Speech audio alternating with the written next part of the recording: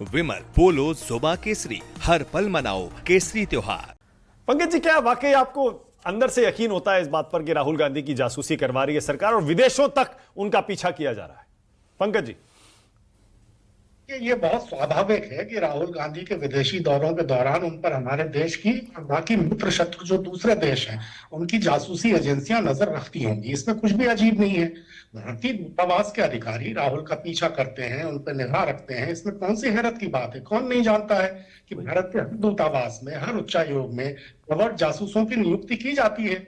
सभी देश दूसरे देशों में स्थित अपने अपने मिशंस में ऐसी नियुक्तियां करते हैं। उनका काम ही क्या है? उनका काम है अपनों पर भी निगाह रखें और दूसरे देश के लोगों पर भी नजर रखें। इसलिए राहुल की जासूसी की जाती है, इसमें कोई आश्चर्य की बात नहीं है। हाँ, अगर हमारे दूतावास के अधिकारी विदेशी हस्तियों से ये कहते हैं कि वो राहुल से ना मिले, जैसा कि सैम पेत्रोवा कह रहे हैं, तो ये जरूर ऐतराज की बात है, ये घोर आपत्ति की बात है।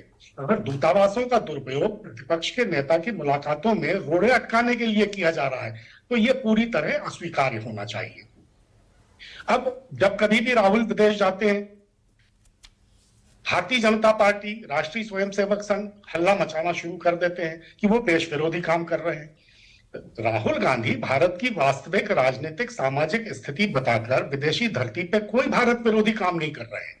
आज दुनिया मानव जी एक ग्लोबल विलेज है। एक एक घटना की जानकारी इंटरनेट और दूसरे संचार माध्यमों से चंद लम्हों में पूरी दुनिया को हो जाती है। सारी दुनिया के बारे में पता है कि कहाँ क्या हो रहा है। धरती के चप्पे चप्पे पर सैटेलाइट्स की निगाह है। तो ऐसे में राहुल के कहने से क्या छिप जाएगा? सच दिल्ली में बोला जाए या बर्लिन में सच रहेगा। झूठ दिल्ली में बोला जाए या ओमान में बोला जाए, झूठ झूठ रहेगा। अब ये होर्डन अली जो हैं, इन्होंने कल भारत में कितनी जगह चर्चों के सामने उत्पात मचाया। हनुमान चालीसा का पाठ करके हनुमान जी के लिए भी शर्मसार होने जैसे हालात पैदा कर दिए।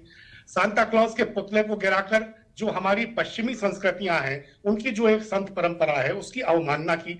तो क्या आपको लगता है कि इन करतूतों की तस्वीरें पलक झपकते पूरी दुनिया में नहीं पहुंच गई? भारत में जो ये बेहूदी घटनाएं हुई, इनका जिक्र क्या कोई लंदन, पेरिस या न्यूयॉर्क जाकर करेगा? तभी संसार को पता चलेगा कि हमारे यहाँ देवताओं के नामों का दुरुपयोग करके इस तरह की निकृष्ट हरकतें करने वालों के जत्थे दिन रात घूमते रहते हैं। तो इसमें यह क्या है कि विदेशी धरती पे कह दिया और जब कुछ नहीं मिले तो जॉर्ज सोरोस चिल्लाने लगी। मुद्दों पर बात करने वालों को देश विरोधी घोषित कर दीजिए। क्या आपको राहुल इतने गैर जिम्मेदार लगते हैं कि भारत विरोधी ताकतों से इतने तार जोड़ लेंगे? नरेंद्र भाई मोदी देश है क्या? उनकी गलत नीतियों का विरोध करना देश का विरोध करना कैसे हो गया? लोकतांत्रिक संस्थाओं की हमारे यहाँ क्या हालत है? वो सिर्फ भारत में ही दबाव में नहीं है, वो उस देश में भी दबाव में है जहां जाकर हमारे प्रधानमंत्री जी ने अब की बार के नारे लगाए थे। तो अगर संवैधानिक संस्थाओं का दुरुपयोग हो रहा है, अगर मीडिया पर अंकुश है, अगर सामाजिक विभाजन की शक्तियों को मजबूत किया जा रहा है, अगर निर्वाचन प्रणाली पर गंभीर प्रश्न है, अगर अर्थव्यवस्था बदहाल है, अगर सारी दौलत दो चार धन पशुओं की झोली में डाली जा रही है, तो इन सब बातों का जिक्र भारत में भी करना जरूरी है और विदेशों में भी करना। पंकज जी, आपको पता है ना, राहुल गांधी की इन्हीं नीतियों, इन्हीं बयानों के विरोध में कुछ रिटायर्ड अफसरों ने, रिटायर्ड जजों ने चिट्ठी लिखी थी। एक दीपक वोरा जी भी उनमें से एक थे। उन्होंने कहा था कि सिर्फ ये एक गिमिक है, चुनाव हार जाते हैं, जीत नहीं पा रहे, इसीलिए इस तरह के आरोप लगाते हैं ये, और विदेश में जाकर भी इस तरह के आरोप लगा रहे। चिट्ठी जिन जिन महानुभावों ने लिखी थी उनको चिट्ठी लिखने का हक है। दीपक वोरा साहब को भी अगर ऐसा लगता है उनको भी हक है। अगर इनको लगता है कि राहुल गांधी राष्ट्रीय हित के खिलाफ काम कर रहे हैं तो इनको ऐसा सोचने का हक है।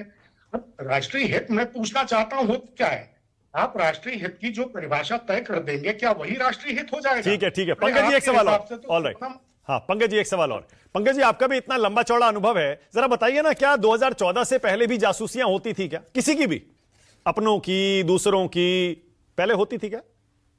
किसी भी सरकार का काम है सूचनाएं एकत्र करना। वो जासूसी के जरिए की जाए, वो किसी भी जरिए की जाए, ये तो मैंने शुरू में कहा ना, ये तो एक आम बात है। अपने लोगों की भी जासूसी होती है और परायों की भी जासूसी होती है। बहुत बढ़िया। इतना बड़ा जासूसी तंत्र आखिर है किसके लिए? बहुत बढ़िया, बहुत बढ़िया आनंद विजय, ठीक है, बहुत बढ़िया। मैं चाह रहा हूं ना